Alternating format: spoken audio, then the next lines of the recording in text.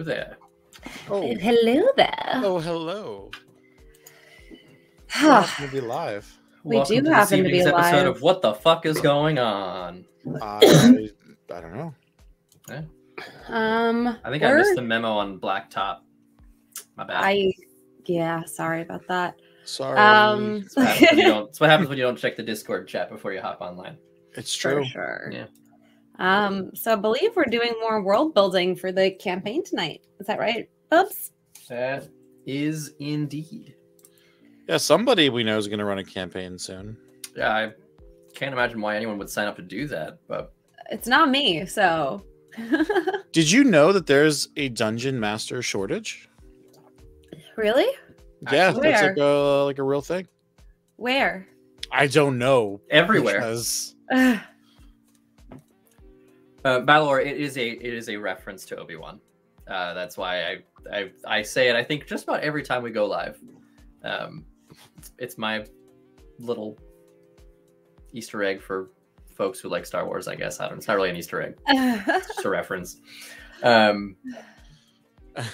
interesting though. That there's a shortage of DMs. That's the word on the street. Word on the street. All right. So Ben, Hmm. what would be most helpful for you? Well, there's sort of like two pieces of things that are two separate pieces of world building that would be particularly helpful. One is establishing some sort of deific pantheon. Didn't we And- decide that there wasn't a deific pantheon? Yes, and there are a couple of let's see, one, two. There are 4 theocracies Okay. in the world. So that doesn't necessarily mean that any one entity is a god in any way. Yeah, we've got the primordial forces. Yep. So those exist sort of like both in and outside of the plane of existence that this is happening on. However, I was thinking, and this sort of goes to one of the conversations that kind of came up over the course of the last session where we discussed the possibility of, like players becoming deities in, over the course of the campaign and being sort of referenced then later on in future campaigns. Very, very quickly, we said Yep. that gods were essentially like beings that had like gotten super powerful, right? Exactly, That's the yes. okay, cool. Yeah. Yeah. So It's they're sort of not like similar gods to- in the traditional sense. They're gods in like the They're okay. gods they're gods in like a more traditional like Dungeons and Dragons sense. Like the Raven Queen was mortal previously. You've got Vecna Right. who was mortal previously. Sure. You've got these like ancient beings, or not so ancient, depending on where in the timeline you want to play, that ascended to godhood without previously having been in any way, right? They're just powerful magic users. And I think that because we're living in a world where powerful magic users are probably quite common, my thought was that rather than there being sort of like these deities that are, maybe widely recognized, maybe they're pantheons, they have different names, sort of like Greek and Roman versions of the same gods, but that maybe like, these different theocracies have, like a god king or a god queen or god emperor or empress, whatever, who is ostensibly just like a really fucking powerful magic user who has achieved, so much power that they are sort of not necessarily beyond questioning, in the sense that like they are, all powerful, but certainly beyond questioning in that like they have enough power that if you ask questions of things they say, like things can happen to you. Sure. So we've got 4 of them, and they each have,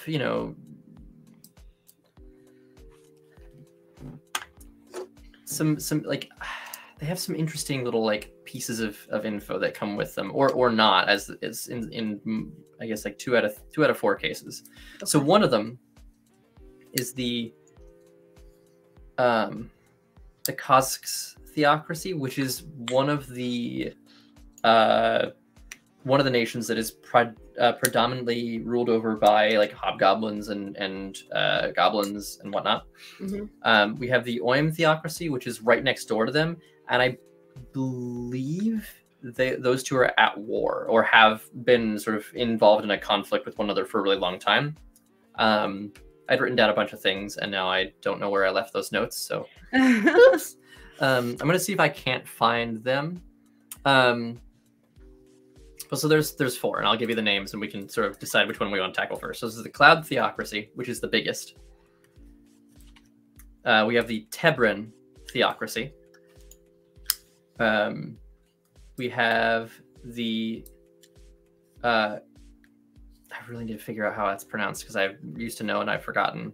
It's QOSX. QOSX? Yeah. And then the Oim Theocracy, which is OIM. And theocracies are things that I think I understand, sort of like how to set up kingdoms and, duchies and republics and that sort of thing. But a theocracy, because I am so removed from religion in my day-to-day, is something that I think I have a harder time kind of like conceptualizing of in the sense of like, how do you put one into play in a world? Yeah, Cass makes a good point there in chat. I don't know if you saw that, Ben. I feel for religious war, one of the first prerequisites is either denial of... Yeah, absolutely. The sky cake. Yep. Yeah, God's literally exists for... Yeah. The other thing, and this is something that I kind of wanted to talk to you too about, in the context of just sort of the game in like a larger scale, is that by virtue of having something like a theocracy, there is a certain amount of oppression that is sort of baked into a theocracy, right? Like, just by virtue of what they are, right? Like, these are the gods that you can believe in. And then there's sort of like an expected intolerance of any other kind of theological perspectives, opinions, leanings, whatever. I would actually like to see one of these theocracies exist, like essentially be a god that is like accepting of any, you know what I mean? Like, can we turn that on its head a little bit? But then it's not a theocracy.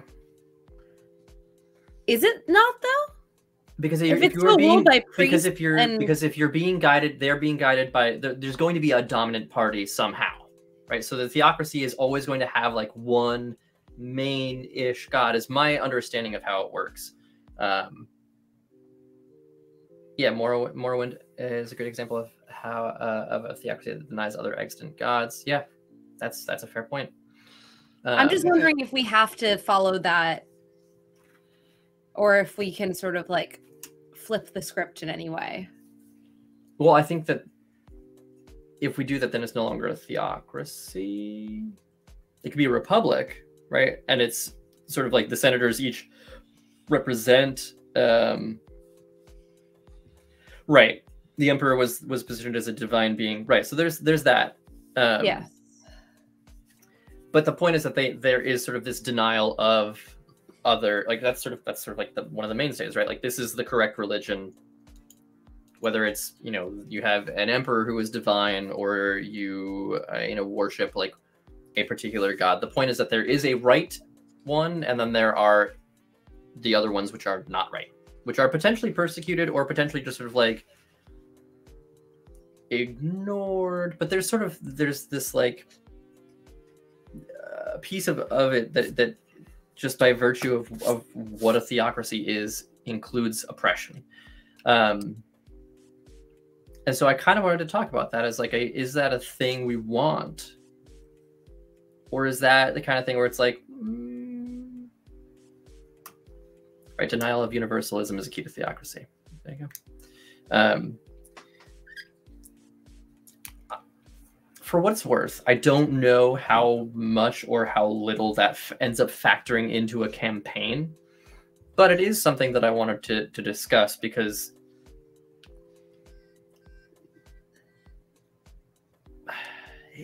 if you've got these like large theocracies. There's a couple on each continent. You're bound to run into them eventually over the course of a campaign. If you do any kind of traveling, which I mean, I guess the flip side is maybe we don't do any kind of traveling. We just sit in like a 6 mile square radius. That seems very unlikely. Seems incredibly unlikely. So I wanted to talk about challenge accepted. I won't move. Not for this campaign, but maybe a future one. We could do like an art house campaign. It all takes place in a single tavern. Stop taking my ideas, Katie. I hate that so much. I don't hate the idea of dealing with theocracy. Let me see. Relatively big part of intention settings on the major bad guy setup. I mean, yeah, I guess I still am curious if there is a way to make a tolerant theocracy. And I know everyone's saying like it hasn't been done and that's not how it exists and blah, blah, blah. But if we're gonna play around with the concept of theocracy, like... You're laughing, Zeki. Why are you laughing? I'm laughing at Balor's comment. That's all. Yeah. Sorry. Yes. And like, you know, I'm also an atheist. Like I'm not out here like being like, well, there's a way to worship God that's not inherently going to look at other people and tell them they are wrong. But I guess I do wonder if there isn't like a very, I don't know, like a benevolent, empathetic God where it's like, yes, you're still dealing with the fact that maybe your belief systems are at odds, that maybe it's not so much oppression as it is like, this is still like toxic in its own right, but like an attempt at education or just like a tolerance for. I got you. I'm not saying that it's necessarily good. I'm just saying it doesn't necessarily have to be so black and white where it's like, if you aren't with us, you're against us, and therefore you are not accepted into this society. What if it's sort of like, they're like Unitarian Universalists. Yeah, exactly. That's what I'm thinking. Like a theocracy of Unitarian Universalists, or like a theocracy of like Quakers. So here's my counterpoint to that. And I can't speak to the UUs because I've never been, and I'm not a member. But as a member of the Quaker Meeting House, I've been to a Unitarian Universalist thing once. In my life. Okay, so you can speak for all I the UUs. I can speak for all the UUs. Perfect. It's just very strange because my friend just texted me out of the blue, and we were catching up. And they have recently started going for the past like 6 months and have become like active and like the whole, you know, the power of the deed, not the creed necessarily. So it's all about like being the positive change and like creating these positive changes to then, you know, positivity breeds further positivity, kind of so on and so forth. So it's very interesting that like we come to this crossroads and I'm like, well, this just was brought in front of me to talk about. Yeah. So this could totally be like a working theocracy, but like it couldn't be the Kosk or the Oims because they are at odds with each other. Yes. Yeah. And I mean, I again, if it feels like it's too much or too complicated, I like subverting tropes when we world build. And I feel like, especially for people like us who are pretty a-religious, it's a kind of fun challenge to have to create a society that does revolve around a religion that doesn't necessarily reflect our feelings personally about religion. Ben, I have a question. I probably have an answer, or at least a long rambling one. That How doesn't do actually answer anything. So what do you envision about like the cloud theocracy? Because like just like without any, you know, knowledge of what you have baked into this already, what if it's the biggest because it is, you know, this similar idea of these UUs where it's like, and I guess if you're thinking like a primal force, like the primal force of free will and like being able to choose to do these good things and be the change kind of thing. Like it's like the lawful good side of, you know. Interesting. I mean, yeah. Or just lawful side in general. Yeah. Because also I think that there is something about, like religion in our world. There is no, I'm not going to say it's real or not real, I'm not going to offend anyone, but there is no concrete ability to see that the thing that you are worshiping and believing in is extant in the way that in this setting where magic is real and gods are like the thing that you are worshiping isn't just an amorphous concept that can necessarily be manipulated and used as like a tool. I mean, depending on who the god is, they might let you, but like it can't necessarily be manipulated and used as a tool to do things that the god did not intend to be done like in their worship, if that makes sense. Whereas we currently live in a world where there is no way to prove or disprove the existence of one god over another. There is no way to sort of know for certain what it is that God would or wouldn't have wanted you to do. And I think we are dealing with something that is a little bit different because we are saying that, okay, gods are real, and therefore the way that society interacts with them will inherently be different because the way that gods are is different. And that's why I feel like there's something there, and I feel like I'm not 100% sure what it is. But I do think that there's also, because there's no case to be made that it's make-believe, right? It's very much a thing that is extant. And we have a cheeky crusade, Jesus Christ. Yeah, I mean, that's funny. I personally would like to play with a deity who is kind and who is benevolent and who wants everyone to succeed, whether or not they follow them or don't follow them. So like OG Jesus, the way that it's supposed to be. Like theocracy, but led by OG Jesus. I mean, I'm down with that. A carpenter who's like risen to honestly some level of yes fame because he just like treats people well and like feeds others and yeah. I mean, I'm not opposed. Goes after corrupt banks. Yeah, socialist Jewish boy from Palestine. Jesus. Wait, please just make this theocracy be led by historically accurate Jesus. Just like a small brown Jew. Yes. With a good heart. Yes. Yeah. I'm not opposed. I like it a lot. I can send you some books to like go over. I mean, it's a different continent from y'all, so if you make it over there, I'll read that shit. But until then, I read the Old Testament. Zeki and I will make sure we get over to meet old Jesus. Oh no! These are just like books about like early Christian thought and and developing those ideas and like how it gets distilled and what you could take away from that to create your more perfect theocracy. I'm more perfect Jesus. Yeah. There's a lot of Christians that get very pissed off hearing that from I was gonna say we're gonna alienate some folks with this campaign, everyone. And I don't care. And King James is the worst translation. I agree. Yeah, if you're gonna read any of them, read the ancient Greek one for. Well, I read the Christ, I can't read ancient actually. No, I read the Bible stories that made it into children's books, and I watched VeggieTales because I was in a choir that rehearsed at a church, and they only had VeggieTales in the back room where we were waiting to go on stage. I think we need. I never studied religion. I'm just intrinsically fascinated by it. So, Cloud. Jesus Land is what I'm putting in our notes for the Cloud. But not actually Jesus Land. But like for everybody watching this stream right now, and then like you'll know. It's a little Easter egg for you. Inspired by Jesus, not based off of.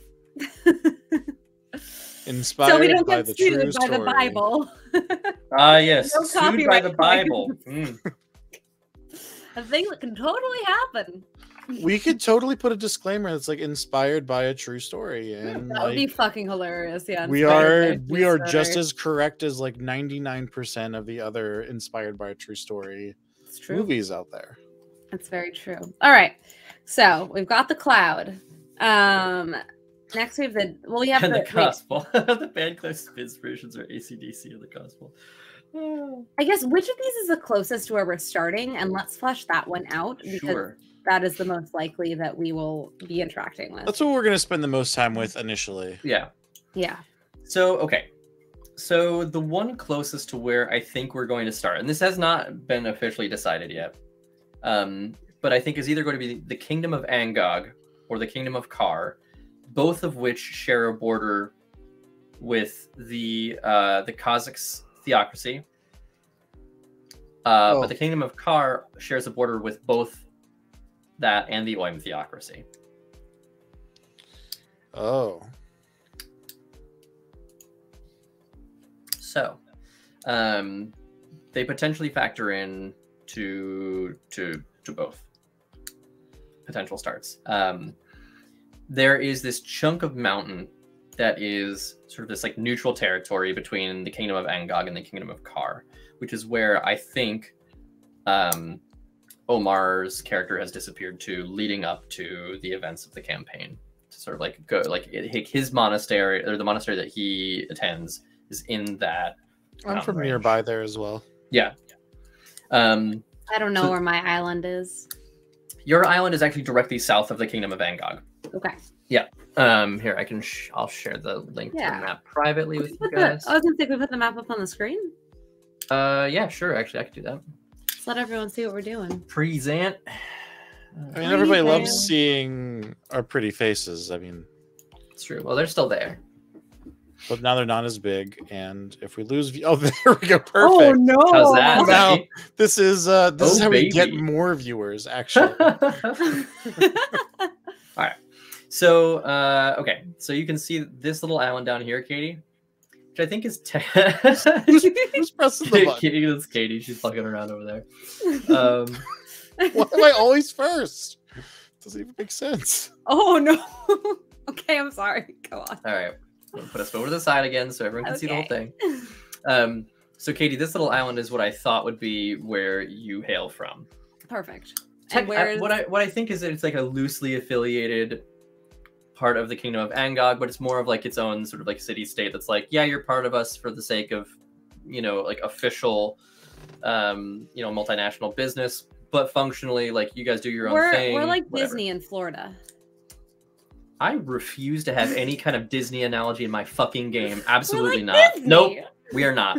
I'll kill your character, and then I'll nuke the whole fucking island. No Disney analogies in my game. That's kind of misogynistic of you, considering that it's mostly women who are there. Has nothing to do with that. It's your Disney analogy. I don't care who's there. They're all gonna die. Nope, sounds like you want to kill a lot of women. So wait, that island there's a lot right of there. women.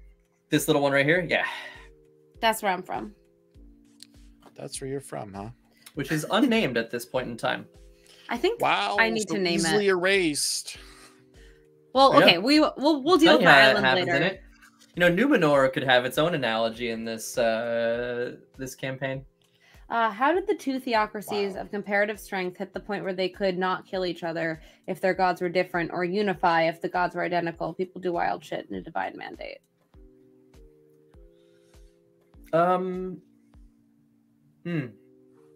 I mean, I think what it comes down to, and this is sort of my hunch, is that like ultimately, economically, it's not feasible.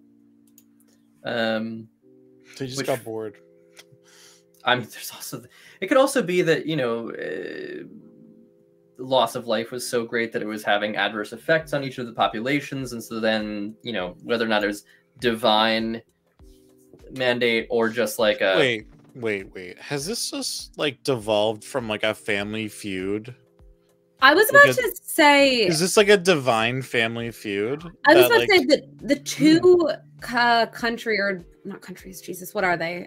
Cities, states? Ben, what are they? City states, nation states, naked states that are feuding. I wonder if it's not that the two gods are feuding and they're just sort of using the people as their sort like of chess pieces. Yeah. They're expendables. Because if the other theocracies are further spread apart, it makes sense. There's stuff between them. There's a way, they're not going to join across, yeah. We'll try to think of other democracies. So here's what I will say: the Tebran theocracy, which is this one down here, which has like some land here and this like little corner down here, used to also have the entire kingdom of Angog. They revolted, I think, like a couple hundred years before the events of the campaign.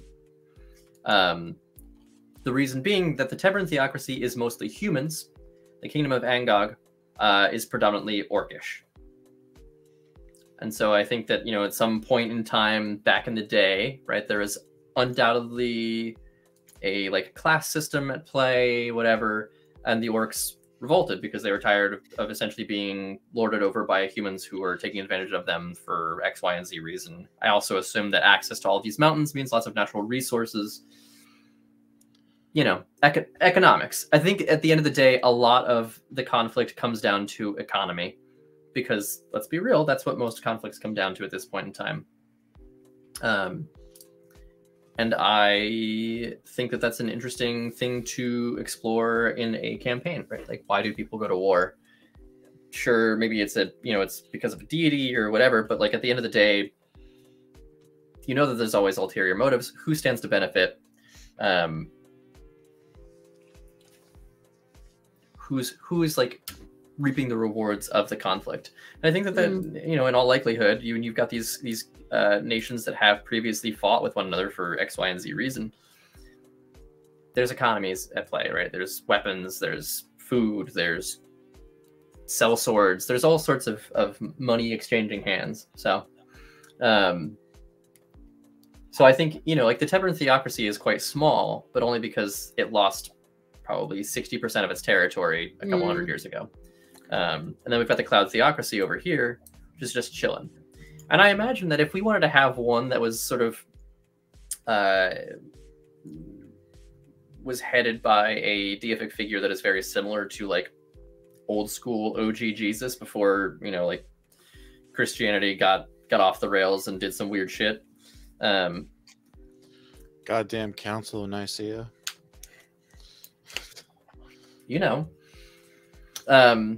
So that one is huge, and I have to wonder if the reason that it's not so big and so left to its own devices is the fact that it's they don't really mess with anyone. They're not making waves. Yeah, they're not making waves. They treat people well. They have good relations with their neighbors because they have a lot of territory, a lot of natural resources, as opposed to hoarding them.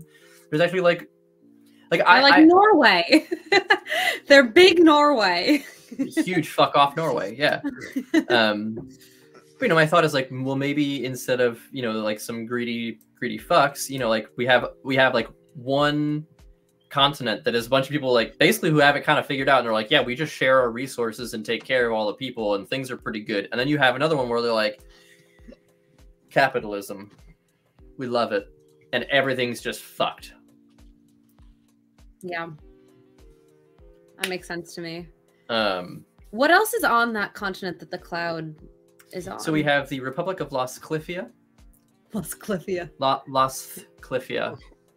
LOSTHCLIFIA. Katie, it hangs on the tip of your mouth. Yeah, Los Cliffia. Los Cliffia. Los Cliffia. The tongue just right there on the top of the lip. Los Cliffia. And you say it real slow. Los Cliffia. We have the Duchy of Modolia, we have the Kingdom of Veneria, and we have the Duchy of Roshanesia. I would like to see everything on that continent be similar, not necessarily influenced by the Cloud, whatever, but to have sort of a similar. I'm almost thinking if you cranked up aggressively the difference between the US and Europe and made Europe more socialist and less capitalist, and sort of have that juxtaposition of the two continents, one of which has it really together in terms of taking care of its people, and the other being very focused in having more, and with that discrepancy in terms of certain people being pushed to the bottom in order for other people to rise to the top, whereas this continent is very much making sure that even people who have, I don't even know if they use money, right? I was going to say even people who have the least amount of money are still taken care of, but maybe that's a currency that has been eliminated for them. Recognize it as a source of division. Yeah. It's just Norway. Because I also think that in that case, this could be an interesting place for us to visit, sort of in our quest to right the wrongs of what is happening where we are. I don't know that we will, but I just mean that in terms of being able to sort of go out looking for ways that this has worked before, and where these sort of issues have been eradicated. We might not even know that this is extant and that is a place we could go to, but just having that sort of as an option to play off of, and having that like dichotomy of sort of providing for everyone and like this like individualism and pull yourself up by your bootstraps and that sort of thing. Yeah. I don't know. I could be totally wrong, but that's sort of just what my brain is at right now. I like it.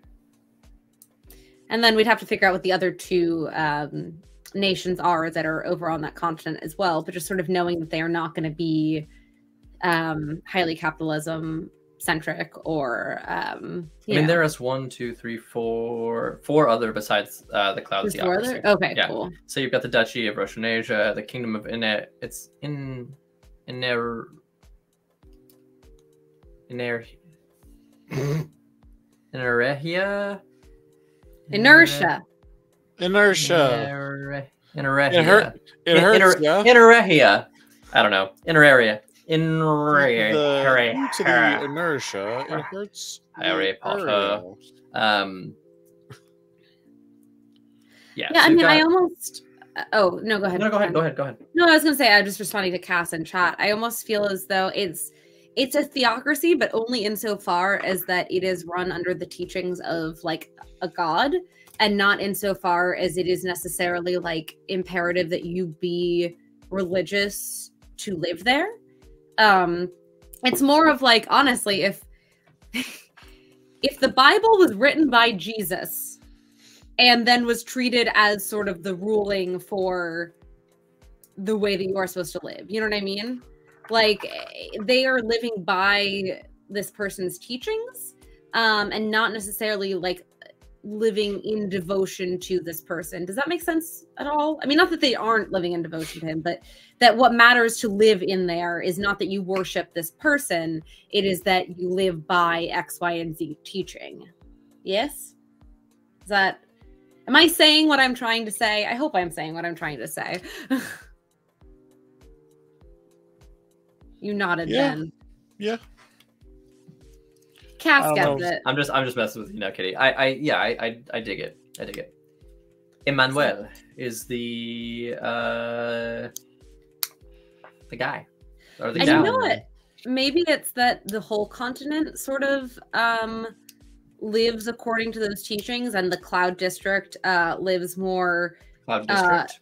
Cloud District. Jesus, what? Isn't that's from something? Isn't it? It is from something. Yeah. Is The that Cloud from Altered Carbon? Skyrim? No, That's from Skyrim. it's from Skyrim. Interesting. Yeah, it's in Okay. Whiterun. There's- The Cloud District is Are in you Whiterun. sure it's not from? I'm looking at it. No, there's a reference to it when you get to Whiterun. Yeah. No, but I'm fairly sure the Cloud District is supposed to be larger, including a house called White Sand Manor, where Nazim and his wife. Yeah. well, So, all right. Elder Scrolls 5, Skyrim. Well, okay. But what I was saying is that the what's it called? Cloud whatever is Thank you, more thank you, Cass. I appreciate that. There we go. is more sort of in service to and like in worship of this what's his name? Emmanuel? Emmanuel. Emmanuel. Emmanuel. Don't you fucking do this to me. Just say it again, just to make sure we got the No. pronunciation. I believe it was a Manuel. Hey, Manuel. Emmanuel. So that specific area is more of like worship and in service to, and the rest of the continent is very much following the teachings themselves, as opposed to necessarily in worship of that specific god or deity. Okay. All right. So We need to be then- writing this down. Wait, would you say that that is more like as a reflection of like the airplane god theory, or is it just like What is the airplane god theory? it's like a theory like so back in like World War II, like Allied fighter pilots would fly over some of these like very like legitimately Stone Age cultures over the islands, and then they would like drop supplies, and the cultures then started worshiping the plains as gods themselves. Huh. Building like fake looking, they built like planes because they were like trying to like build like a statue to their god. So they like made planes out of like bamboo and stuff like that, or whatever they had lying around, I guess. But then like the stuff stopped happening, and like there were like these like cultural shifts and stuff like that because God literally was angry with them, and they didn't understand why they weren't dropping more supplies and stuff like that. So, you know, is it something where in this kingdom you have the people that are just happy, you know, being like Christian or whatever, for lack of a placeholder name. They're just like the Christians that are just like, we're just happy like living out like the rules, right? Versus the people who are like, no, like we felt this primordial force, and this is like a dragon they're chasing of sorts. Is that something you're feeling there, Katie, or is that like away from where you were coming from with that? Or did I like meander too much? I think I'm not entirely sure. I feel like my brain like gets it, but also doesn't entirely get it. Yes, I think is my answer. Okay. Should I like re-describe it? Yeah. In a more... Give it to me in like... a more succinct way. Give it to me like you're talking to a kindergartner. Okay, so you have two groups. One group is fine just reading the manual. Yep. But the other group is like... sorry, the Manuel? Sure. And the other group is like, but no, we heard the manual being spoke to us by the writer, and we want the writer back. Yes. It's like that kind of thing. I think it's a bit like that. I think that there's also a piece of it which is like that these other neighboring nations very much respect the... I keep wanting to call it the Cloud District, the Cloud area. Cloud Theocracy. Cloud Theocracy. And they know that they have like gotten it right in terms of the way to... I almost feel like it's like the neighboring lands are more scholarly, but like scholarly with empathy and understanding. So like they've essentially taken what this deity has said, and they're like, how can we as intellectuals sort of improve upon this and make it work for us, who are not necessarily people who are ruled by religion. But they have like a mutual respect across borders is sort of what I was thinking. But again, not just my world. So also I really have to pee. I will be back shortly. To the surprise of show of hands. Yeah, no hands in chat, no hands here.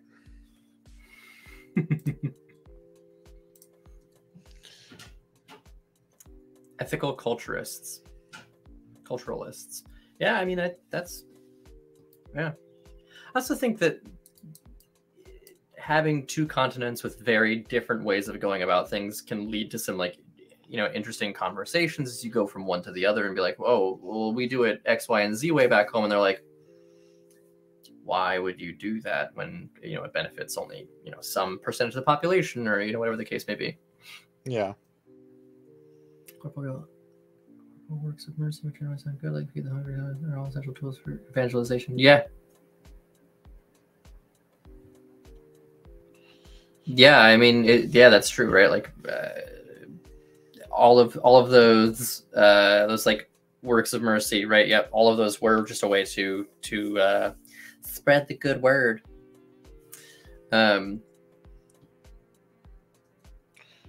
Oh, and Zendark, I have not shared it yet with Ben and Katie, but I did watch the YouTube video, and I'm going to send it to them now so I don't forget. But I also did not feel comfortable signing into the second one you sent. You had to like use like Google to like sign in, and I'm like,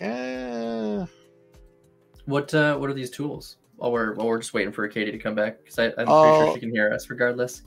This one is called Kanka, Okay. and it looks kind of promising, to be honest with Okay. you. And the other one is called, it was like the Goblin Notebook or some shit. It was craziness. But I feel like in order for me to like actually explore that one, I had to like sign in with like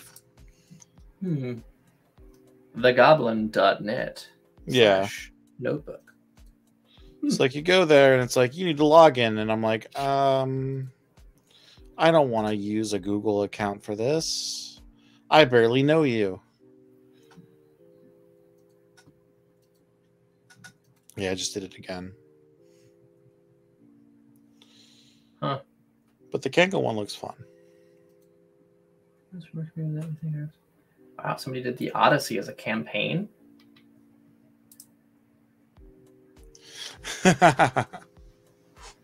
Sorry, Zendaric. I really like the map. Oh, that's cool as hell. This feels very similar to World Anvil. Which one? Kanka? Kanka, yeah. I definitely got vibes. Yeah. Like the like icons on the map look similar. Yeah, you've got timelines, you've got heroes, etc. This This was is cool. more of a manager, but that looks like what your thing does now. Oh, okay. Yeah. It's the loudest hypocrites. It is always the loudest hypocrites.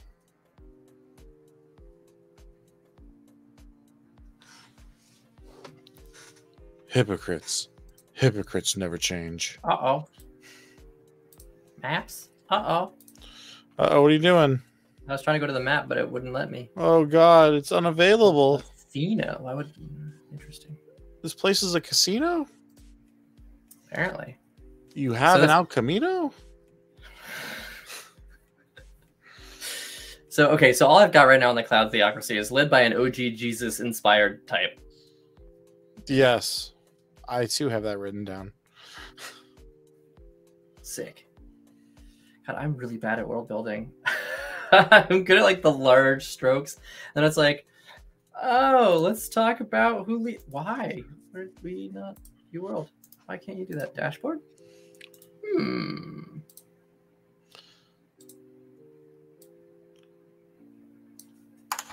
know, I could always share a OneNote with you. I have OneNote. I'm just curious why it's no longer a refresh this page. Huh. That's a little weird. Is it mad because I was looking at Kanka and now it's like, fuck you. We see you looking at somebody else. Yeah, cheating right? on us with some other manager. The site's down from okay, cool. So it's not just a me thing, it's a them thing. Okay, phew. Y'all know how haunted this computer is. I don't trust anything anymore. Yeah. It's just trying to fuck with me. So wait, were you trying to load stuff in World Anvil? Yeah. I was just gonna edit a thing. Yeah, there's screwing up for down. Travis too. That sucks. Yeah. Yeah, check out Kanka now. Yeah, apparently. Hey everybody, let's take a 5-second break and look at this other one. Oh over. Shit. Zendaric, did you just break their website? Y'all really can't vamp without me, huh? What? But no, we were just checking out some other stuff, and then the World Anvil thing started. I'm needed, but I'm here. So anyhow, she's gone. She kept talking. It was really funny. Oh man, now she's back. Got him. Right. All right. Where were we? Wait, so we're just looking at. Well, I was trying to pull up some other stuff on Mitra to like start putting in some of this info, but it would actually like truly is now working again. So Katie, you left the room. Yeah, it's back. Like you can see it right there. So obviously the AI software is tracking Katie and has a preference. It did go down. Phrasing. It did. How many? 46 minutes and 4 seconds. Pretty good. Pretty good. Right. What are we doing next? So, got God, I hope one of you guys has been taking notes because I have not. No. I took a couple notes. Cuts theocracy at odds with groin theocracy. I wrote that so long ago. I wrote Jesus land, but not actually. I put the definition of a theocracy in the notes. That way we could have like some reference point. That's helpful. This is the reason that I improv everything, because I don't have to worry about the complex nature of a theocracy if I just improv the local government. No, Ben, we cannot do that. I'm not doing that this time. Ding ding ding ding ding ding ding. That'll lead to Paradox City. Yeah, that's true. Salvation Army are fake Christians. That's a fact. Salvation That is Army true. are not good. They're bad. How did we get to there? I don't Cat. know.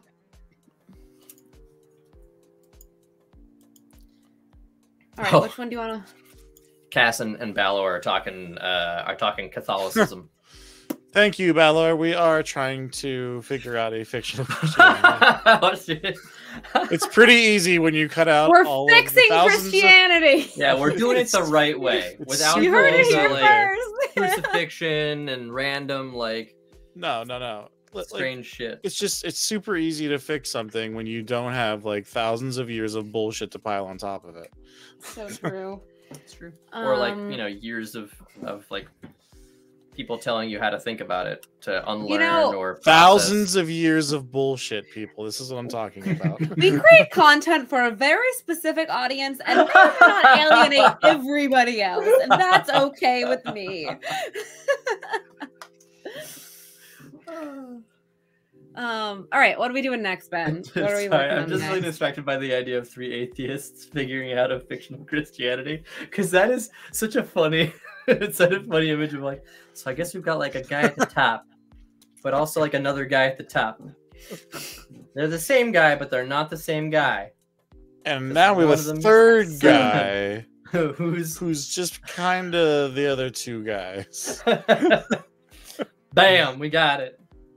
The holy fidget spinner, indubitably. All right, Ben, what are we working on next? What do you need? What would be helpful? I will say I'm happy to like go over my island if that would help, but also we can do that on our own offline, just offering it as an option for things we could do. I think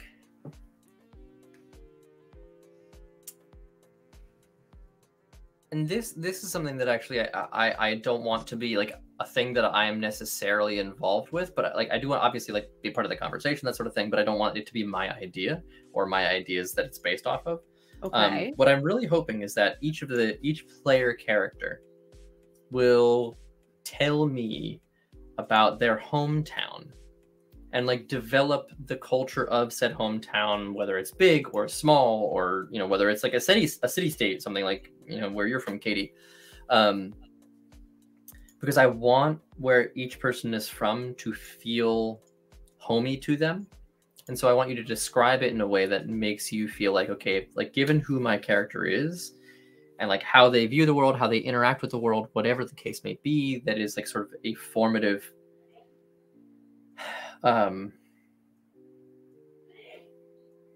piece of your upbringing. I want you guys to have control over that. Yeah, like effects. Yeah, like I want to know about where you came from your character's perspective, and if there's then like sort of 30,000 foot information that I, the DM, should know, I want to know that too. But I want to know about like where you're from. Where's your character from? Because that gives me something to work with as I DM things, to be like, okay, I know that there's like this old lady that you really care about because she took care of you that one time when your parents were away and you got sick and right? If I'm going to kill somebody, it's that old lady, right? She's going to mean a lot to you. I'm not saying that I'm going to go kill an old woman, but Why are you killing old ladies, man? I don't know. I only put one in jail. That's the worst thing I've ever done to an old lady in a game. And you guys helped her get out. Like, give me the juicy deets about where you're from. So we talked about it, and actually I would love to just quickly rehash this on stream because I want to have it. We came up with this whole thing when we were in the shower, and I remember being in the shower and talking I about was it. not there for this. Becky was there with us. We were all It was all scrubbing one three another's of us backs. in the Let me shower. just this whole "we" statement that is being thrown around. No, but Ben, so we were talking about how she. God, I'm gonna need your help because we didn't write any of this down. No, you were in the shower. Where were you gonna write this down? She. You never know. No, just It is- remind me. I'll get you a Write in the Rain pen, and I'll get you a. Stop it! You're notebook. so nice to us. It is. She's from the kind of society that is very much focused on like learning and betterment and connection to the planet, and that everyone from their sort of. I guess everyone from the island is all. I think that everyone who lives there is like her in the sense that they are like descendants of the earliest beings. Ben, I need your brain here because there are things here that you also said that were really good ideas. And that she this is not helpful. So she everyone who is from that island spends, I think it's between 5 to 10 years out in the real world, sort of just learning about Get a Rumspringa? a Rumspringa. Yes, exactly. A Rumspringa. Rumspringa. But and like that is how she ended up, because there was so much that like she didn't learn about the real world growing up. That was how she got taken in by this like billionaire, blah blah blah blah blah. And then there's that sense of shame. And I think you asked me if there was if she blamed her family and the fact that they were so isolated and that she was so sheltered. Right, because you were having a hard time with the sort of adjustment to a world because you come from a place that is pretty idyllic. Yes. If I recall correctly. And so you arrive in this new place and you're like, things are pretty fucked. And I was told none of these things. Like, yeah. I don't know. I think when we were talking about this, the thing that I thought was like that at some point you've probably been swindled or manipulated out of like, you know, if you were sent out with some amount of money, you've been swindled out of that money or something, because like no one told you like, hey, when you get there, not everyone's going to have your best interest at heart. Yeah. But people are very much going to be in it for themselves. And then I think that what you asked me, which I thought was very poignant, and sorry, this is more of a character building thing, Zeki, than it is. I mean, it's still world building, but I think you asked me, you were like, do you resent your family for not telling you about this stuff and for you ending up in this situation because of the lack of knowledge and information that you had? And I think what I said was that she is, if she opens up that can of worms, it will completely destroy her and her world. It's like the only thing she has to cling on to at this point is her children, and then the idea of like fixing everything and being able to go home. So if she actually thinks about it and actually places the blame where the blame needs to go, which to some extent is on the people who raised her for not preparing her for the world that she was going out into, it would completely break her to the point that she would not be able to do the things that she needs to do. So she is sort of in denial about how she got into this situation and who is to blame for it. And I think that she is projecting 100% of that onto her ex-husband, who definitely deserves like a lot of it. But she's not ready to face the fact that like the people that she cares about in her family as well is somewhat responsible. May have been able to like provide some more information before sort of sending you out into the world. Yeah, that seems fair. Also, we don't need to keep talking about my character. I was just offering a like an avenue. No, I mean I think that it's a valuable thing to explore, because I mean there's still lots of things about your character that I don't know. Like, what is the name of the place that you're from? That's a great question. Right? I also don't know that. We can figure that out now. Let's also, see. yes, like the analogies or the sort of like mirroring of like some very Wonder Woman-esque themes are absolutely present. Well, I did picture that was it was part of the conversation. Yeah, it was initially it was like sort of like where Wonder Woman, that was the first thing I said to Ben, was like the island where Wonder Woman is from.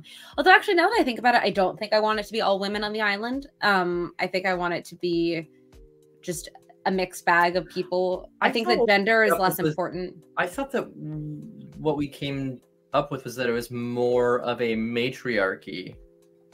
Sort of more like the Amazon women in like Greek mythology than and sort of like the Marvel version of what that whole thing was. Yes. Where like yes, men are there. Obviously, there's like present and whatnot, but like it is very much a matrilineal, passing Yes. on of power and status, that sort of thing. Yeah. How about idyllium? Because it's idyllic. It's idyllic in Latin. Do you not like it? You're looking at me. I'm just throwing things out. DC, Mark, whatever. You know what I mean. I'm not the comic book writer. Honestly, Katie, you should have called me out on that one. That's very true. IDYLLUM.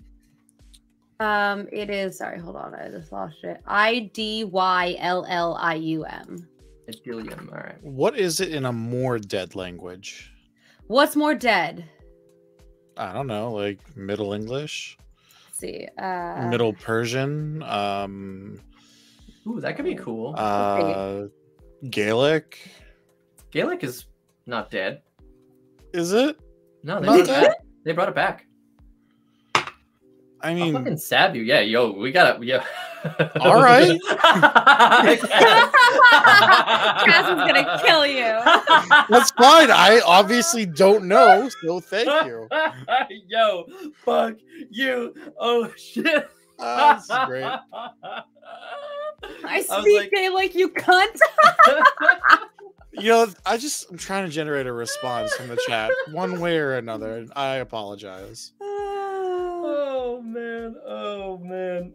Oh, Kaz. As soon as Zeki said that, I was like, my eyes went to chat. I was like, I'm just gonna wait because I know we're getting a response.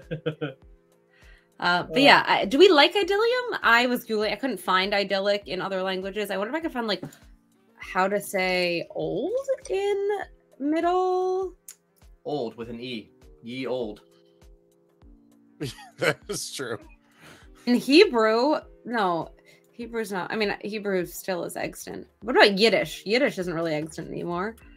That's. I mean, I'm not speaking for anybody. I can't. I'm not gonna touch. I got blue eyes. No, and- Yiddish is. I mean, people still speak Yiddish, but Yeah. Yiddish is a dying language. That I know. My grandmother spoke Yiddish when she was dying. The only thing she spoke was Yiddish because she forgot English and she just reverted back to Yiddish. Fun fact about me and my life. No one's ever spoken Yiddish to me as they died. I'm not making any more dead language recommendations. Well, yes, Yiddish is similar to Hebrew, but it's also if you speak Hebrew, you cannot necessarily understand Yiddish. If you're one of the This is- yeah. Hebes, you don't necessarily know the You're Yid. one of the Hebes. Yeah. Jesus Christ! It's called Idyllium. He's not that's involved his name. here. That's his name. It's Idyllium. We're done now. It's Idyllium. Here, that's what I get for just trying to be a little creative.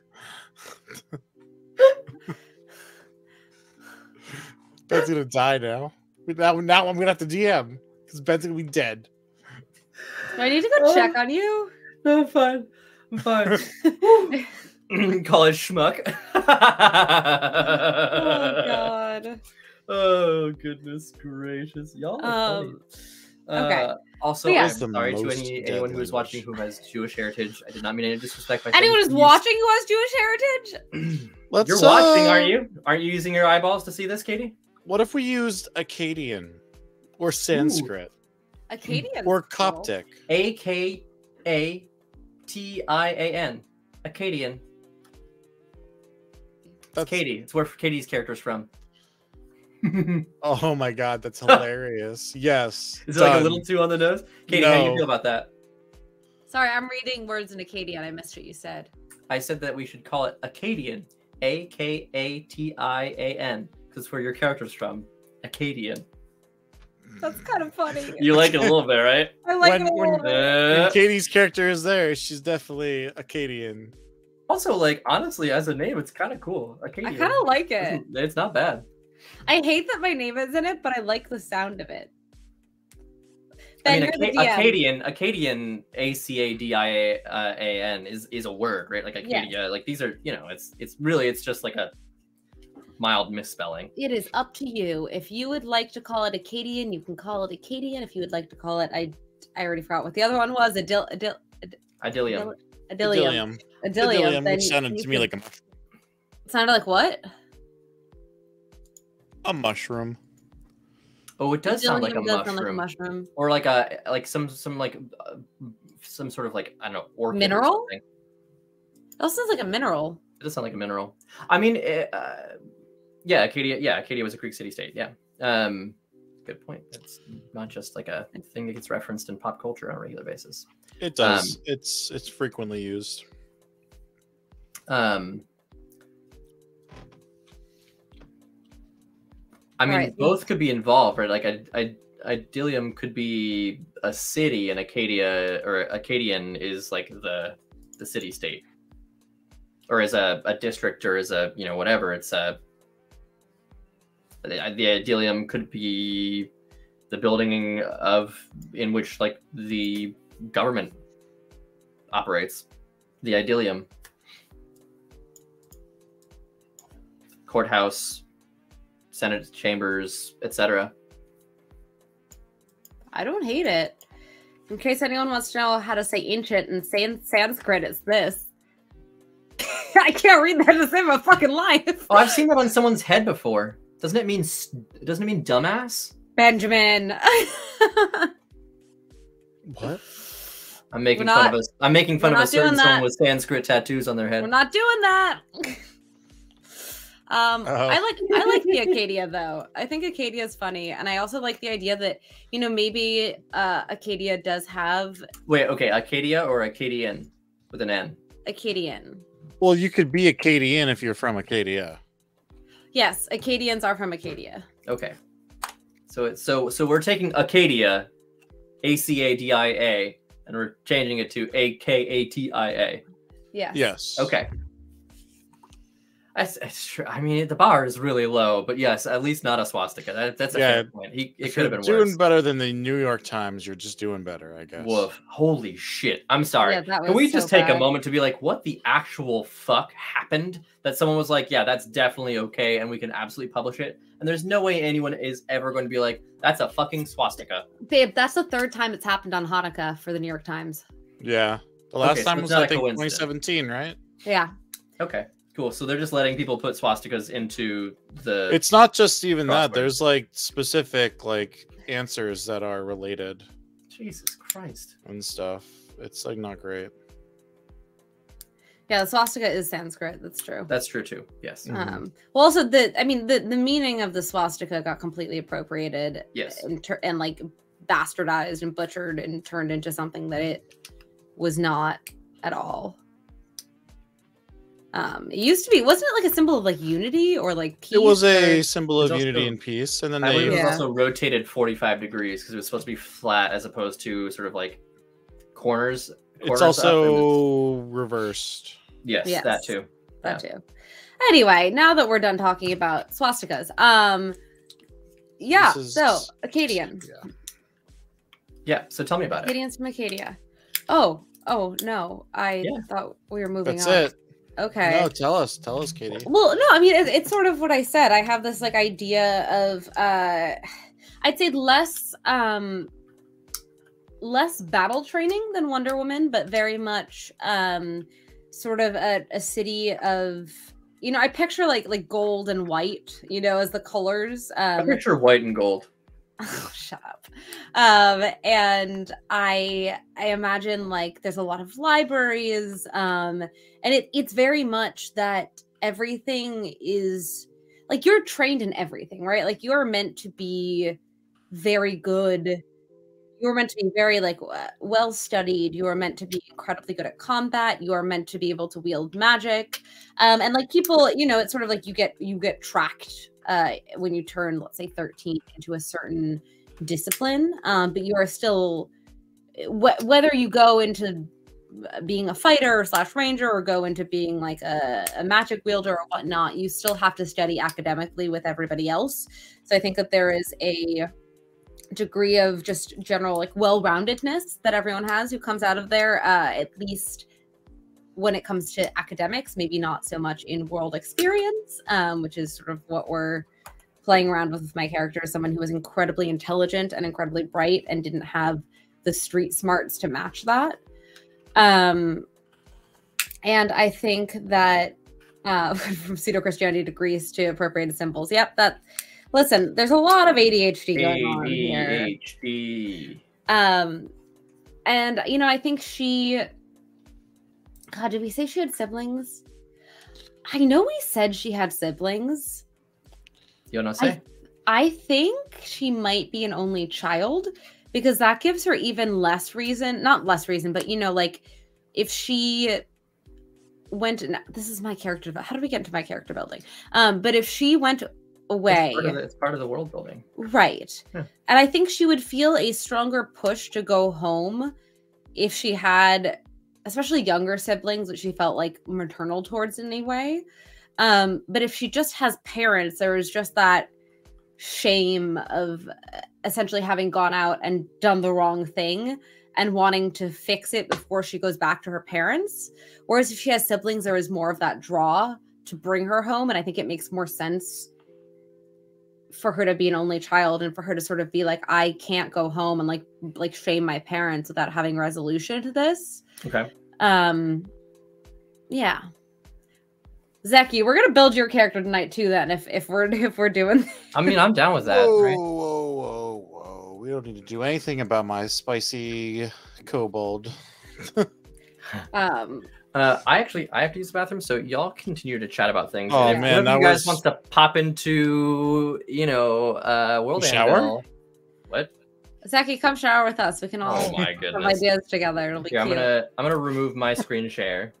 If somebody else wants to screen share it as they are in and taking notes, that would be lovely. I mean, Bye. Good luck. yeah. So Katie. Yeah, Zeki. Yeah. Talk to me. I'm here. Hello. All right.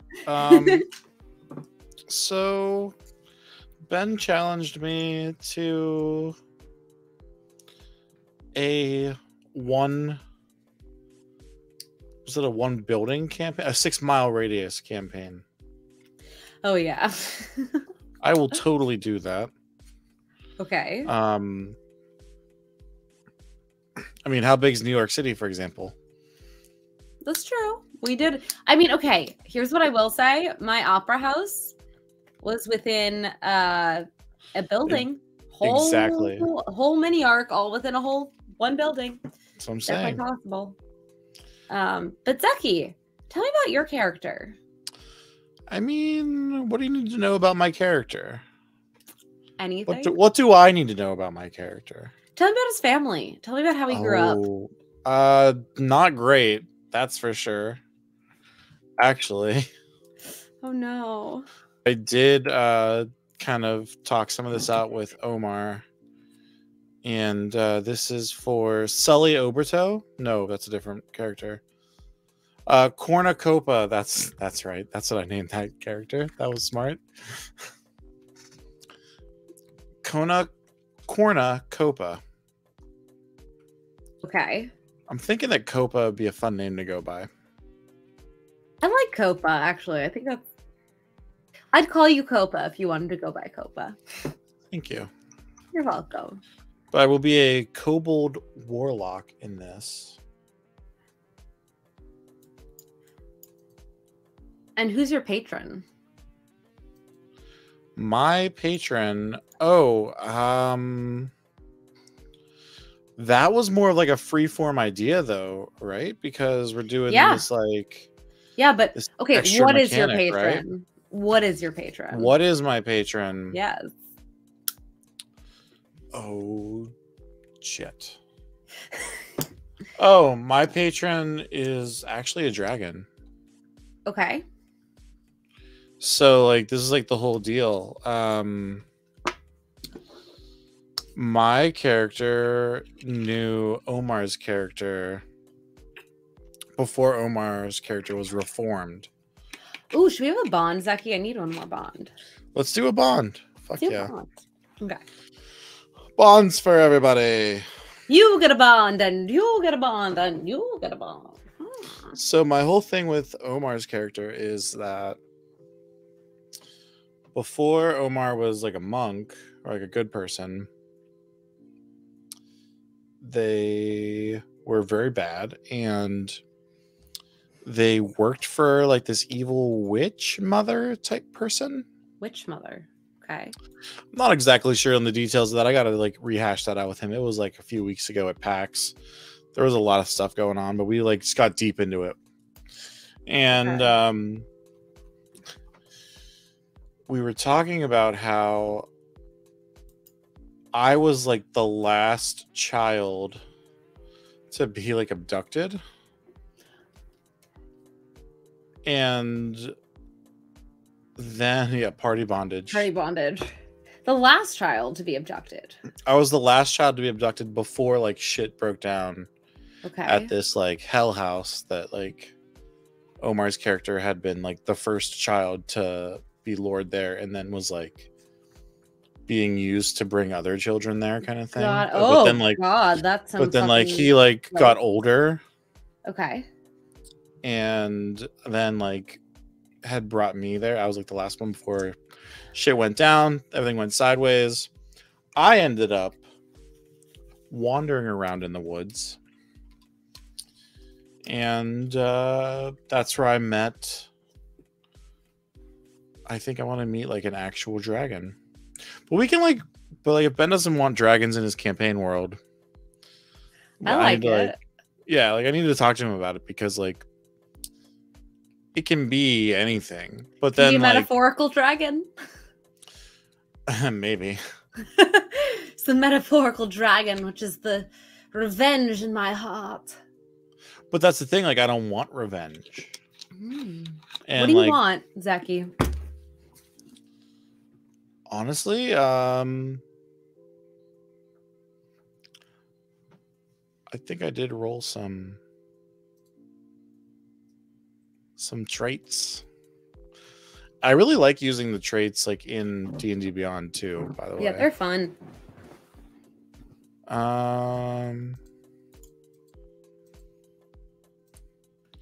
That was not it. It was probably my description.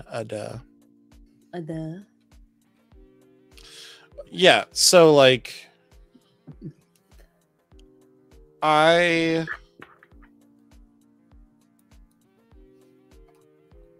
what was the question exactly? Like what am I What do you like, want? Like, what's what your do I want? what's your motivation, Zeki?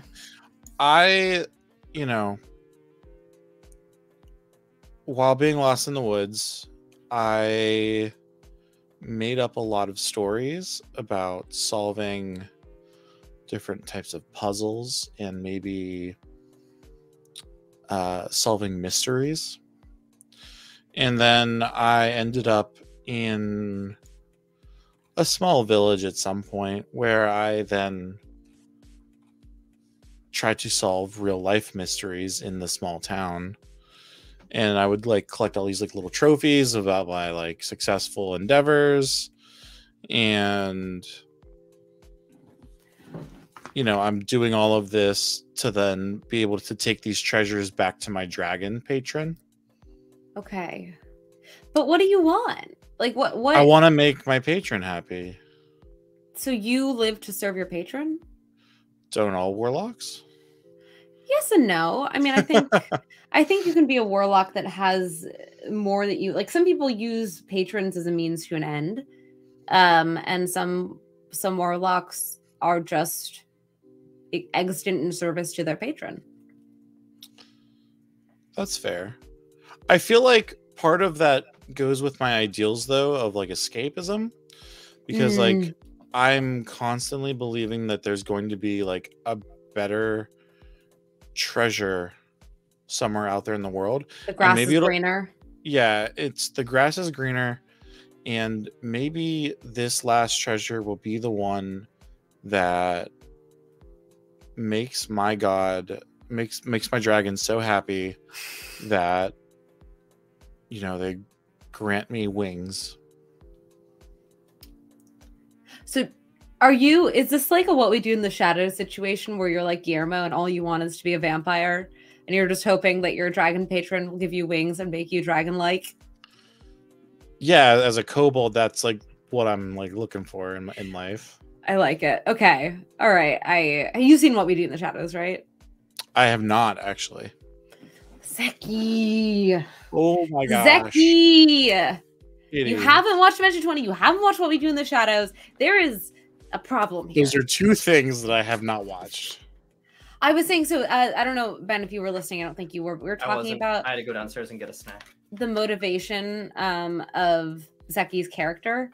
And he was saying how like all he wants to do is make his patron happy. He doesn't want to make his patron happy. And I was like, well, why? And he was like, well, because I hope that maybe if I do it good enough, he'll give me wings. And I was like, oh, so it's a Guillermo situation where you just want to make your like master happy enough to turn you into the thing that they are.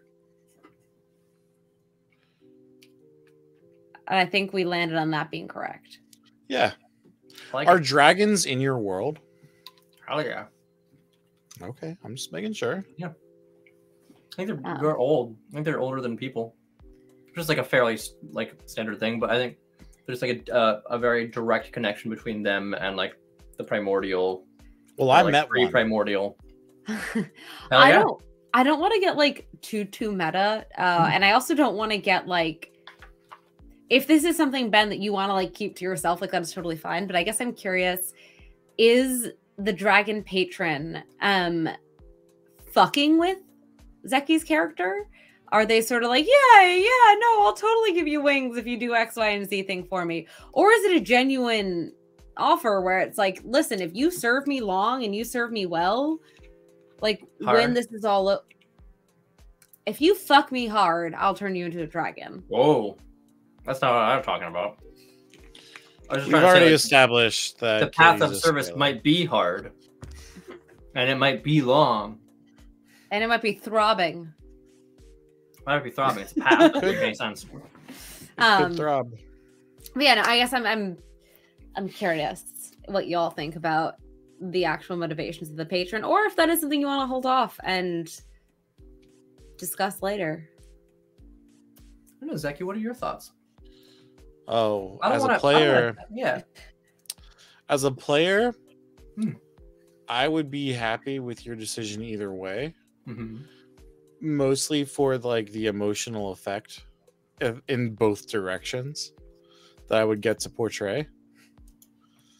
Because then maybe like, you know, in like a hot second, I decide I want to multi-class into something else. And maybe that's whenever you drop the bomb on me that things aren't ever going to happen exactly like that. Seem. Yeah. Yeah.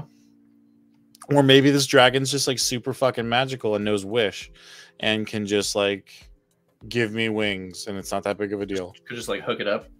Yeah. Interesting.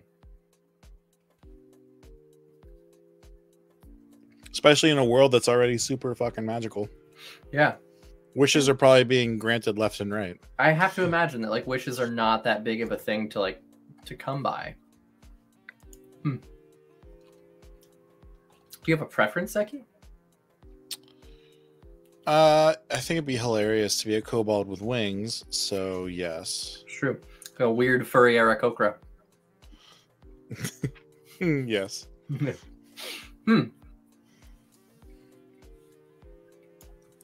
And it's uncut. What? We're talking about the path and how it's hard and potentially long. Possibly throbbing. Yes. Definitely uncut. Yeah.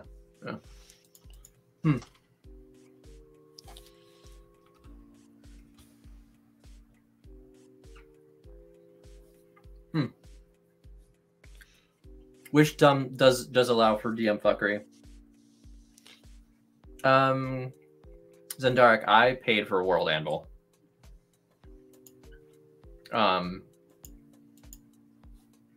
But I think that even without paying for it, it's still like there's a lot of functionality. I don't know how it versus Kanka it stacks up in terms of like free stuff, but yeah.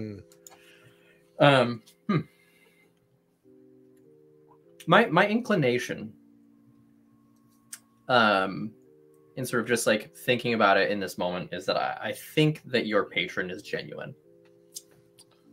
Nice. Whether or not that that's reassuring. Whether or not that continues is, you know, very dependent on what treasures I try to bring back. Or, you know, maybe you meet someone along the way who's like, I had a really bad experience with that person, or that deity, I was supposed to get X, Y, or Z thing. And like technically I got it, but not in the way that I wanted to. Oh, You know, there could be any number of things where it's like, yeah, sure, maybe it's like it's trying. Have you talked to Omar about his character? I have not. I need to send out another blast of notes at some point and be like, you all need to set time on my schedule before we sit down for session 0 to talk. Because I have a bond with Omar, and we were gonna just about to move to creating a bond with Katie. Yeah. I think that'll be the next thing we do. But Yes. the bond with Omar is Omar, you know, did some bad things before he became a monk. The last of which was like abducting me as a child. Oh. Yeah. That happened. Well, shit. And then it's fine though, because like Omar's character didn't really want to do it to begin with. And then shit went sideways, and then I like escaped into like the woods or something. Okay. This is what we need to hash out with you. Or what I need to hash out with you. And then so Omar went to that monastery. Right. And then I just hung out in the woods with this dragon that I found. Maybe there's a reason this dragon is hiding out, being low-key in the woods. I was going to say, either the dragon is hiding out and there's something there, or the dragon is like the heart of the forest or something like that. You know, like the dragon is sort of like the personification of like the natural world in that area. I think that there's two ways you could push that. I will not give my opinion on either, but I think you got a couple options. Or it's both. It's claiming to be the heart of the forest, but it's actually there hiding out because it fucked over somebody who is now quite powerful and is like, well, shit. Ooh. Ben, don't tell us. We're players. I won't. Yeah. Don't tell me, but I couldn't tell you because I don't know yet. Good. No. Zeki, what would you like our bond to be? Oh my gosh. Our bond. So I have a bond with Rachel already. What's your bond with Rachel? So my character's arc, which we've already. What? It's rope. Handcuffs. So my character, she went out on her, you know, actually I guess we need a name for it, right? Like what is it called when you reach adulthood and go out into the world? And I think it's not that there is something that is meant. Are you on a mission? No. On my mission. No. And I think that, you know, the point of it is not to do anything or like even enact change in any way. It is just that you as a person, it's sort of like you spend all of this time up through adolescence and into early adulthood studying textbooks and studying the world. And as part of your education, you are sent out to have sort of like field work, basically, where you are studying the world. There is nothing that you are meant to do. You are not going there to... Question. Yes. Does that mean that like all of your info is like semi-dated? Yes. To where you're like 10 years like out of style or something? Or like... Yes. I like that. I think so. Because I think that the information that we get is intentionally watered down because the school of thought is that you don't want to share too much with like the students because they need to learn it on their own. And so I went out into the world on this, whatever, we need to find a word for it. And I very quickly was sort of saviored by this man who I ended up marrying, who ended up being this really horrible, like, I like to use oil tycoon because I don't know what it would be in the fantasy world equivalent, but like, you know what I mean? Like this, like Elon Musk type person who is very, very wealthy and owns like the lion's share of some industry or multiple industries. Probably like an ether industry. Yes. Oh, wait, Ben, you had a bond for me with someone that I've already forgotten. So you said that, was it Ryan's? I think patron or Ryan's like Yeah. Um, Yes, so it was. Mhm. there was a person when I first came into. It's your contact. Your contact Yes. is Ryan's not patron in like the warlock sense, but like patron in like a Financial sense. yes. Yes. Yeah. Sorry, Zaki, we can't have a bond. I already have 2. Fuck off. I mean, you I'm don't just have kidding. to have just 2. I actually, No, I know. I'm if you guys kidding. want to have like as a group though, I think actually if you guys want to have bond like more bonds, even if it's only like, hey, we met in passing one time like 5 years ago. Like that familiarity is like an interesting way to be like, okay, so what have you been doing for the last 5 years? And like maybe that there's like sources of conflict because like one of you has been doing this thing, and it's like I've actively been working to stop that. You've been doing whatever this whole time. So Ryan's patron is one of our community's main points of contact. It's called a pilgrimage. Gross. So one of our main points of contact, like my family's main points of contact, when we come out into the world. So that was the first person who I was gonna say it's not just your families. I think it's like the city state. Like when young Sure. folks are sent out into the world, like this is the person that they're supposed to talk to. It's like, hey, we have this like long-standing relationship with this person who is like, you know, sort of like an economically influential individual and probably politically influential individual. It's the person you're gonna meet with. He'll get you set up, you know, whatever, and then send you on your way, and is like also your point of contact in case of an emergency. Yes. So that was the first person that I interacted with. I then went on to have this relationship, to have, I believe, 2 or 3 children. I now don't remember. 2 children. 3 children. 3 children. Between I think 18 and 20, however old I am, 28 is what I am right now. I think that the idea, so we the oldest live. was 8. The oldest or is 9. But he courted me before we had children. Right. Regardless. So I think that the idea about my species, which is like a reskinned Aasimar, is that right? No, not Aasimar. What's the other one? It's called a Kalashtar. It's a reskinned Kalashtar. Yeah. And so the idea is that we live till I think about 120-ish, but age at relatively the same rate as humans. So like, 18 is sort of when you reach adulthood, blah, blah, blah. And so like I met this man, I realized after I had my first kid that he was not who I thought that I was with to begin with. It got sort of trapped. I actually thinking of, God, what is that TV show called about it's on HBO. It has the mother from How I Met Your Mother. And it's all about how she is essentially taken in by this like billionaire tech tycoon who essentially like uses his influence to keep her within the like compound that he lives and works in. So I'm thinking like similar vibes to that, where it's sort of like she can't leave. When she finally does leave, he turns like all of the network that he has against her.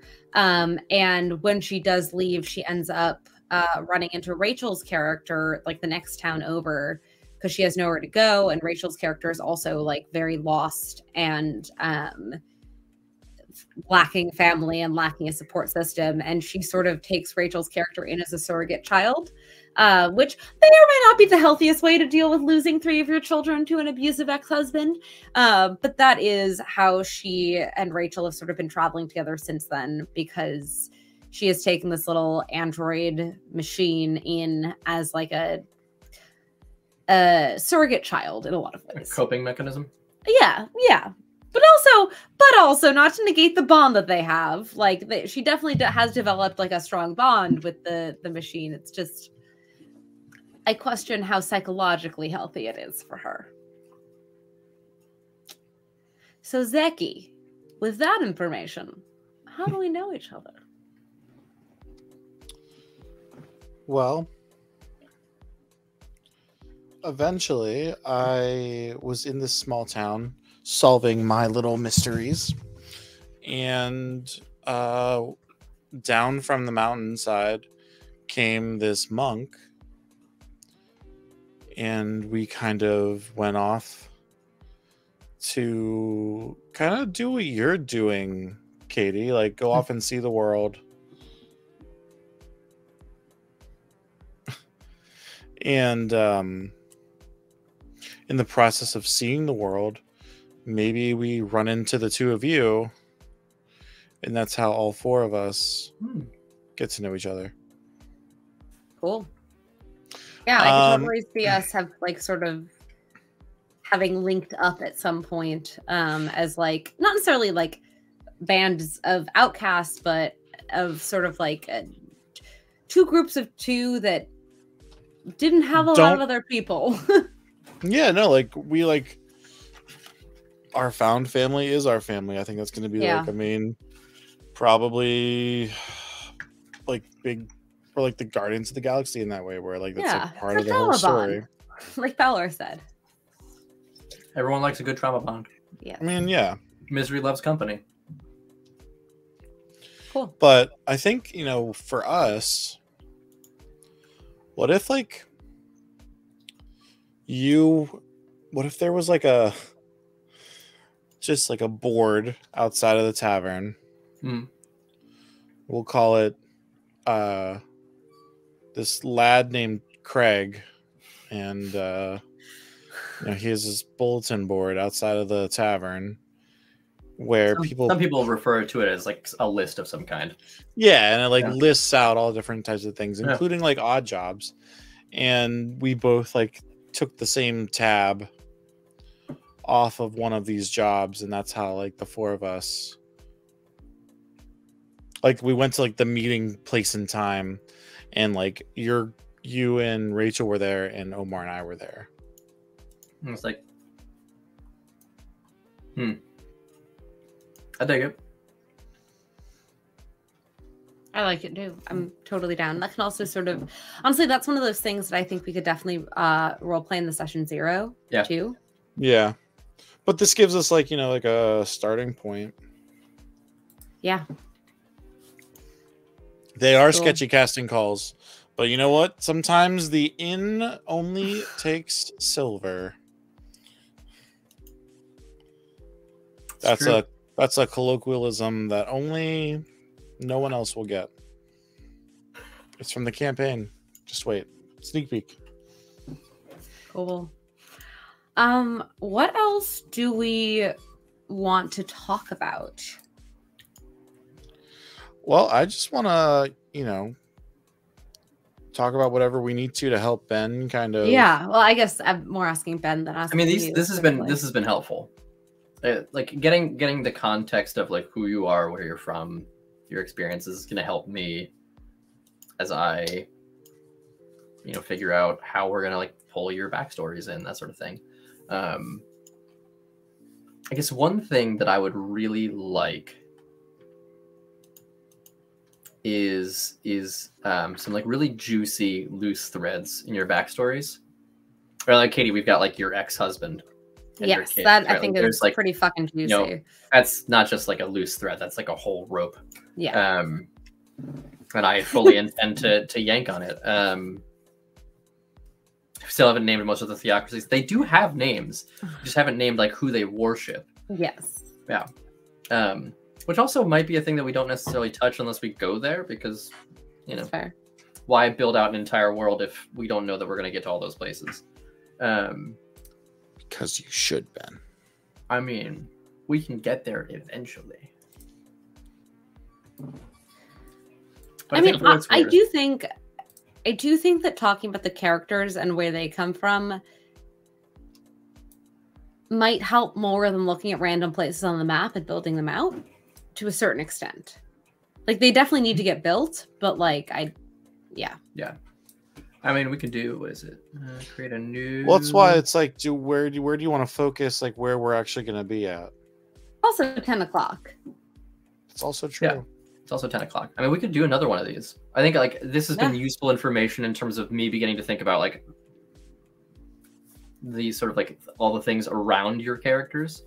But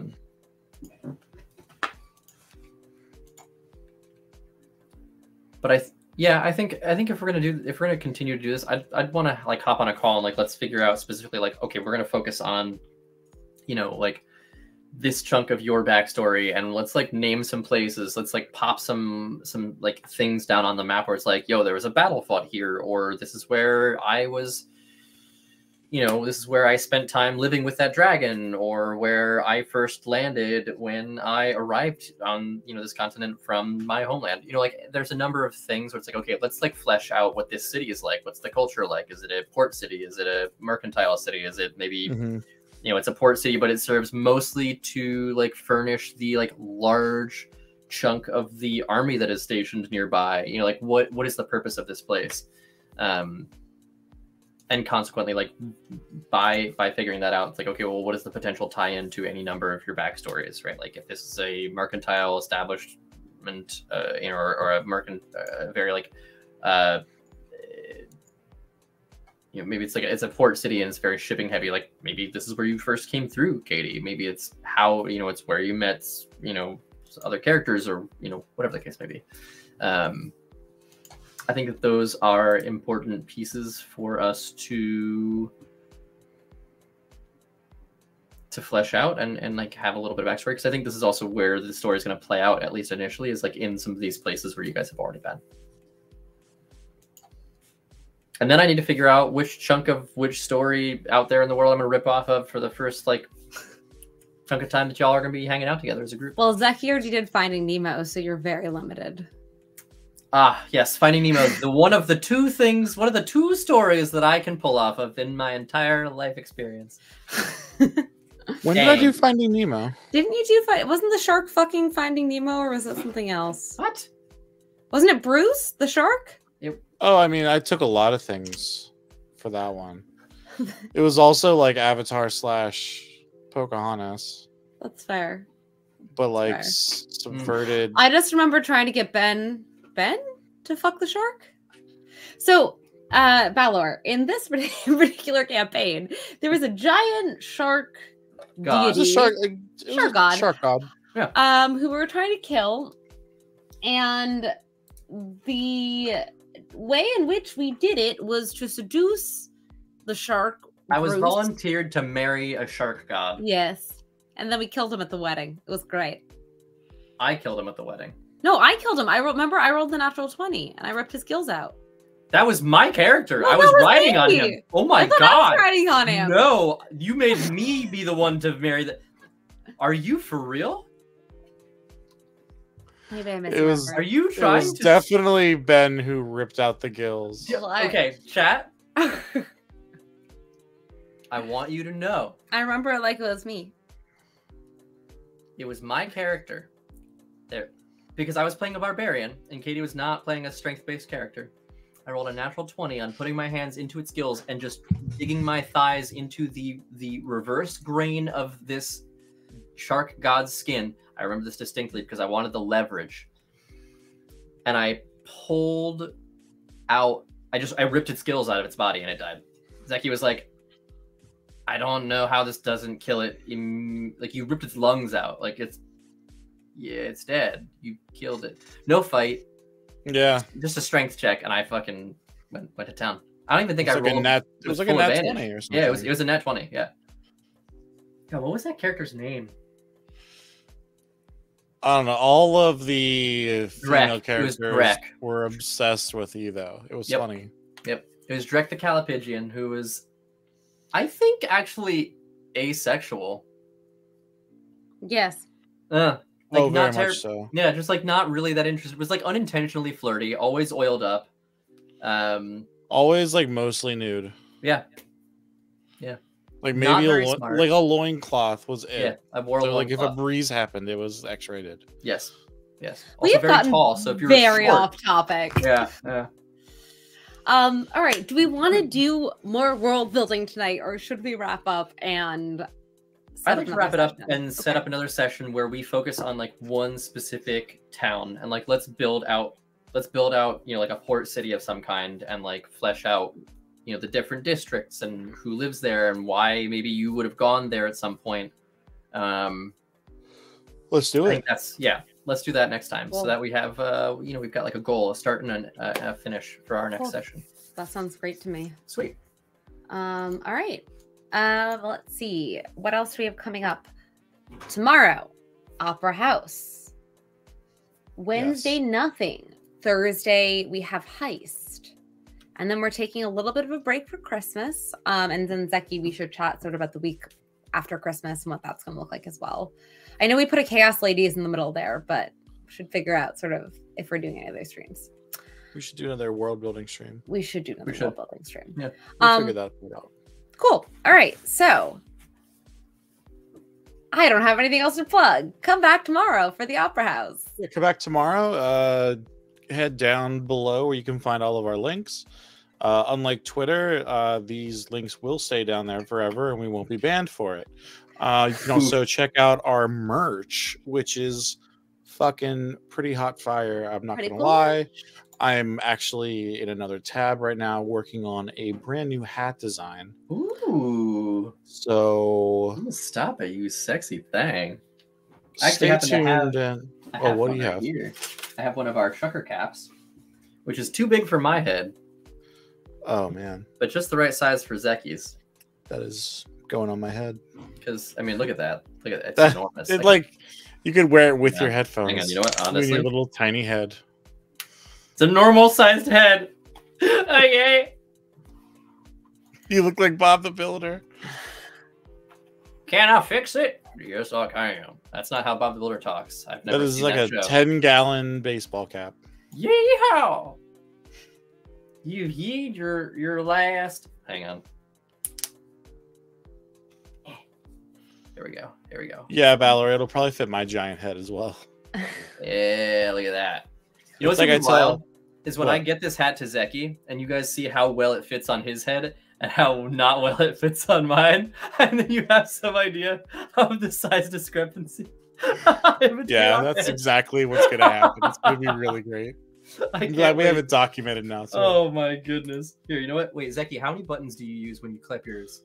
I think there's like 2 here. 2? Okay. Okay. All right. I'm rocking 3 tonight. 3? Okay, we're rocking 3. So chat. But when my hair gets super shaggy, it definitely goes to 2. Yeah, fair. All right. There it Oh is. boy. There's 3. Okay, you can see it. Oh, it has AP on the inside too. That's extra. This is gonna be great. We'll do it. We can do a full. We'll do a photo of it at some point. So this is the hat on my head. Someone grab a screen. I can't wait. What's it look like backwards? Backwards? Oh, just as ridiculous. This is an important thing. Oh yeah, this is.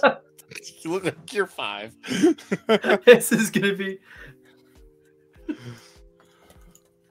It's gonna be fantastic. This is devolving so aggressively. You know what, Katie? We're allowed to have a little bit of fun. We're having a good time. Haven't we been having fun all night? We have No, been having fun all This is the night, first time but I've had fun all night.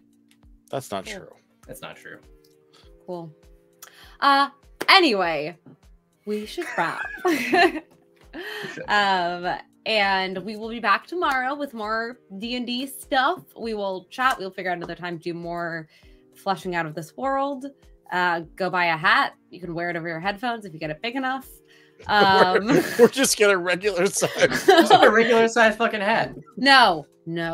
There's the model in there called the Dad hat, which my little sister owns, and Of course she I think does. loves. Yes, There's that the makes 5-panel hipster hat, which I also own, which comes in a slightly smaller size. So it's nice for those of you that don't have enormous heads. It would not fit a normal sized head. Just so you know. It would fit a normal sized head. Probably, I don't know. And also, Ben, Yes. January, we are planning to do our fundraiser for Haven's Harvest, correct? Yes. Yeah. So this is gonna be more information than any of you guys watching actually give a shit to know, but I'm gonna tell you anyways because that's how we do. Basically, there's all sorts of red tape around signing up for. We're gonna use Tiltify. There's all sorts of red tape around, like if you have a financial sponsor, it's not Haven's Harvest that can sign up because they have a fiscal sponsor. So it has to be like their financial sponsor, although they're in the process of sort of separating and becoming their own entity because they've hit a point where they're big enough now. It's like a whole thing. It's taking longer than we initially anticipated to get it all sorted out. So we are moving the fundraiser from this month to next month, and it'll just be sort of like throughout the entirety of January. We'll just raise money for them. They do amazing work. They rescue food from like Trader Joe's and restaurants and like college, like Yale University's here, Quinnipiac University, New Haven University of New Haven. I volunteer occasionally. They take the food from these places and then they bring it to community centers throughout throughout Connecticut ultimately. But they keep it nearby so that it's not, the whole point is reduction of waste, right? It's sort of like the environmental footprint piece, where it's like we're making this food, we're expending all these resources to grow it, to cook it, to transport it, whatever. Let's make sure we're not wasting it. And so sort of as part of that is like, well, let's make sure that we're also not driving this food 3 hours away, because then what's the point of trying to, like, we're just expending all of this additional gas to move it places. So it's brought locally, and they move like, I think like probably close to like 1.5 million or 2 million pounds of food annually, with basically a shoestring budget and not nearly enough staff. Full disclosure, my mother is the executive director, and that woman works like 120 hours a week. I don't know when she sleeps. She's got like I don't know any other Martin Mooney's like that. I don't know any of you like that. No, none of us do anything remotely like that. She's a badass, and they do really, yeah. Food waste in the United States is truly shocking, and they have been doing an incredible job of making sure that the food gets to go to places where it's appreciated. Like making sure that fresh protein, like high quality food, is brought to folks where food insecurity is like a major day-to-day concern, which is unfortunately more places in the U.S. than it really should be, but that's neither here nor there. We could talk about food policy a whole other time. Point being, they do amazing work.